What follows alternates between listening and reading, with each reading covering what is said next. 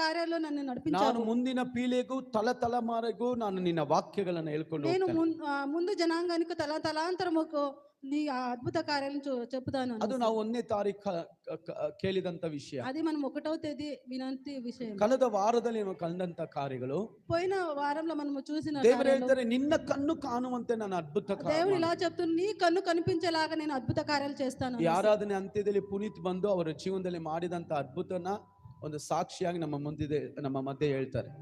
ఈ ఆరాధన అంత్యంలో పునీత్ వాళ్ళు వచ్చి ఒక అద్భుత కార్యాన్ని చెప్తారు. ಅವರ ಜೀವನದಲ್ಲಿ ಆಗದಂತ ಅದ್ಭುತ, వాళ్ళ జీవితంలో జరిగినట్లే అద్భుత ಕಳೆದ కార్యం. ವಾರದಲ್ಲಿ ಅವರು ಮನೆಯಲ್ಲಿ ಒಂದು ಬೋರ್ ಹಾಕಕ್ಕೆ ದೇವರು ಸಹಾಯ ಮಾಡಿದ್ರು. పోయిన ఒక వారంలో వాళ్ళ ఇంట్లో ఒక ఘోరమైన కార్యం జరిగింది.